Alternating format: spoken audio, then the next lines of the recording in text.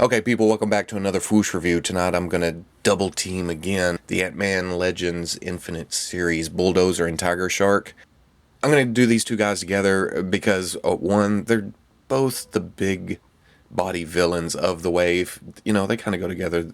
At least for me, I have a villain shelf, so they're kind of going to go together. And two, these were announced quite a while back, and then they just got lost in the shuffle. So we're finally seeing them get released. We're finally getting the Wrecking Crew finished, which is cool. And then we get another classic villain in the form of Tiger Shark, which, along with Grim Reaper and then movie Ultron, this is quite a villain-heavy wave. And then the heroes are just Ant-Man related. It's almost like the villains were just kind of thrown in there, but I'm perfectly good with that. I'm always happy to add villains to the shelf.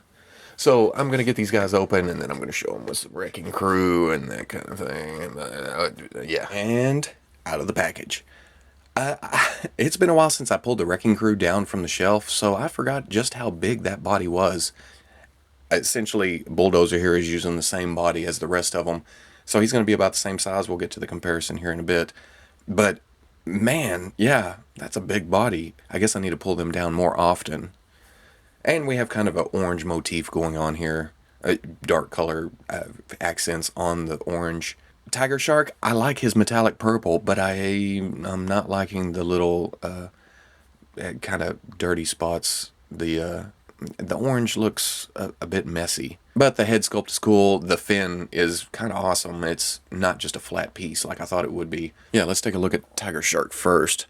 Right off the bat, he's got some dirty spots right here on both biceps. Over here, it's more of a, like, the orange didn't quite cover, even though I think it's molded in orange. There's some dirt here, and I don't know what this is. It's almost like the purple bled over onto here. I almost want to say the torso. It's hard to tell what color it is. You can see the bleed of purple here, here, just like the orange is light. I think the limbs are molded in orange, and I want to say the neck is in...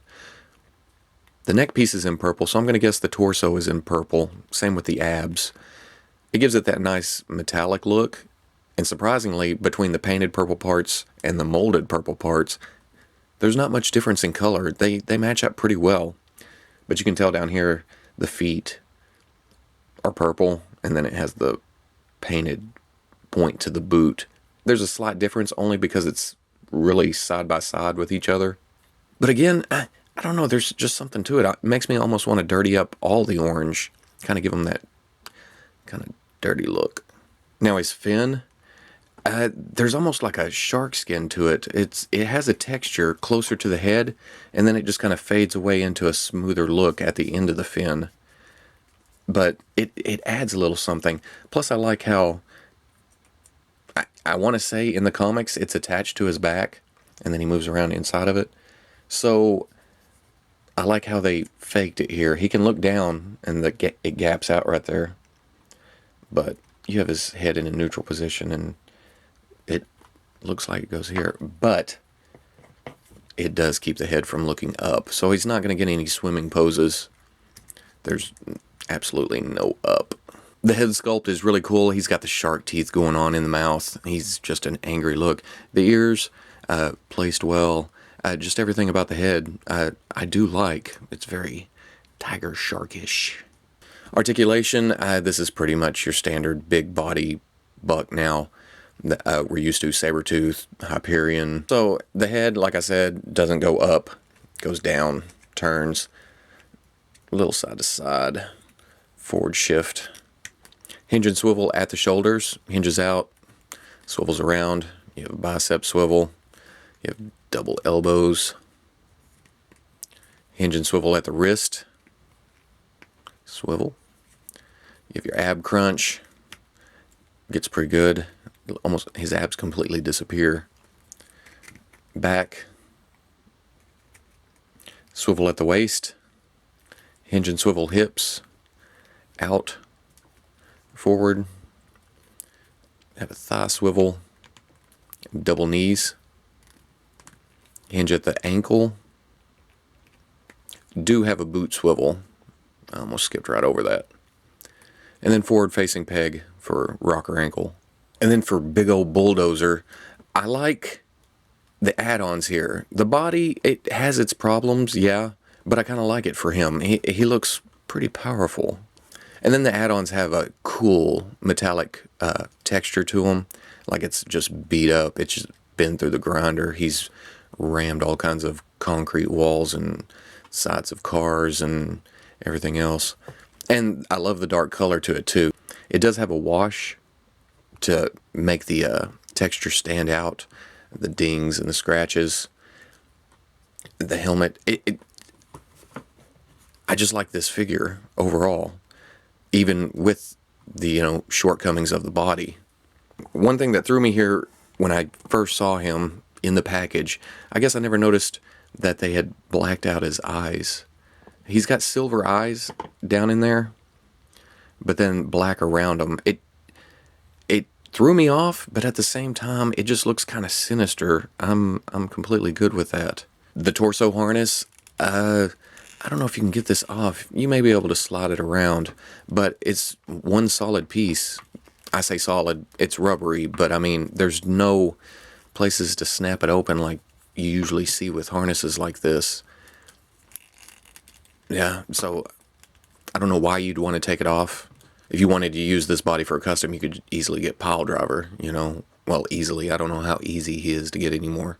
The belt is just like all the other Wrecking Crew, is a loose piece. You can slide it up and down. I prefer my belts down.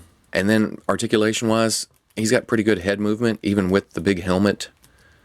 Look up, and look down.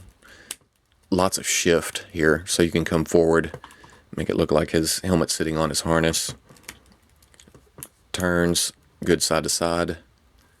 He's got hinge and swivel shoulders. Come around.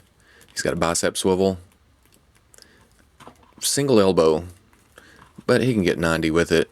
Now for the wrists, he only has a swivel above the bracer here. It's disappointing, but it's no surprise.